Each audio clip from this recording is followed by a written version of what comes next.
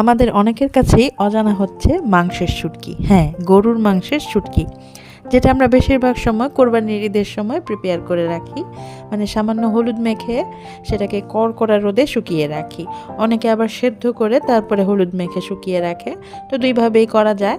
তো তারপরে ডিপ ফ্রিজে রেখে সারা বছর সংরক্ষণ করা। তো ভিডিওতে দেখতেই পাচ্ছেন আমি ডিপ ফ্রিজ থেকে একদম বরফ বরফ মাংসের টুকরোগুলো নামালাম। তারপর পানিতে ভিজিয়ে রাখলাম সারা রাত। সারা রাত পানিতে ভিজিয়ে রেখে সকাল থেকে সেটা সেদ্ধ বসিয়ে দিলাম। বেশ ভালো করে ধুয়ে, অবশ্যই গরম পানি দিয়ে ধুয়ে, বেশ কয়েকবার ধুয়ে তারপরে সেটা পানি দিয়ে সেদ্ধ বসাতে হয়। তো বেশ ঘন্টাখানেক সেদ্ধ হলে সেটা একদম নরম তুলতুলে হয়ে যায়। তো অনেকে সেটা শিলপাটায় ছেঁচে নেয় কিংবা অনেকে টুকরো করে নেয়। তো আমি এমনভাবে সেদ্ধ করেছি যেটা হচ্ছে হাত দিয়ে চাপ দেওয়ার পরেই একদম ঝুরঝুরে হয়ে গিয়েছে। তো তারপরে হচ্ছে রান্না করার পালা। অনেকেই অনেকভাবে রান্না করে, তো আমি হচ্ছে ছেলের পছন্দে রান্না করেছি।